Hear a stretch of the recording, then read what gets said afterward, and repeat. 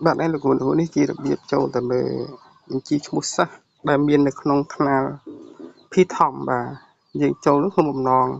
រកមើលសិស្សថាតើសិស្សយើងនឹងមានឈ្មោះទៅក្នុងថ្នាល P-Tom ហើយឬនៅអញ្ចឹងលោកគ្រូអ្នកគ្រូចូលតាម PLP នឹងមកយើងចូលគណនីសិស្សបន្ទាប់មកយើងរើសបឋម P-Tom នេះបាទតបមកលោកគ្រូត្រូវ log in បាទជាមួយ QR code ដែលជាគណនីរបស់លោកគ្រូអ្នកគ្រូនឹងចូលទៅបាទយើងជ្រើសរើស QR code មក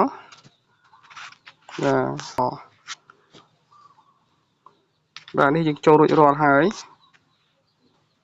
តែអញ្ចឹងលោកគ្រូអ្នកគ្រូចុចលើរូប profile យើងខាងក្រោមមកអញ្ចឹងបន្តទៀតលោកគ្រូចុចខាងលើទៅមើលកន្លែងបញ្ជីសិស្សបាទបញ្ជីសិស្សខាងលើនេះមកតមកទៀតលោកគ្រូអ្នកគ្រូធ្វើសកលកម្មសិស្សបាទចុចកន្លែងប៊ូតុងសកលកម្មសិស្សនេះមកដើម្បីទាញសិស្សទៅពិនិត្យមើលក្នុងថ្នាលធំហ្នឹងតើមានសិស្សយើងដែរឬទេតមកទៀតលោកគ្រូអ្នកគ្រូចុចកន្លែងសិស្សរបស់ខ្ញុំបាទអញ្ចឹងលោកគ្រូអ្នកគ្រូអូសមើលតើសិស្សលោកគ្រូសរុបមានប្រមាណ22នាក់ឧទាហរណ៍ដូចសិស្សខ្ញុំអញ្ចឹងយើងអូសមើលឈ្មោះតើមានទាំង22នឹងហើយឬនៅបាទអញ្ចឹងបើមានហើយចាត់ទុកថាយើងរួចរាល់ហើយបើសិស្សយើងហ្នឹងគឺមាននៅក្នុងឈ្មោះ P-Tom សម្រាប់ធ្វើតេស្តវិតម្លៃ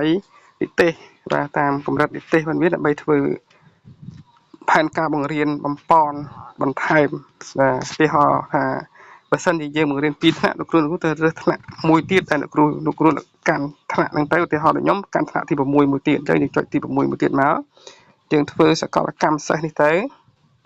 អញ្ចឹងលោកគ្រូនឹងឃើញសិស្សបាទសិស្សចំនួន21នាក់ដែលជាសិស្សថ្នាក់ទី6បាទនេះមានឈ្មោះទាំងអស់នឹងហៅហៅនឹងឯង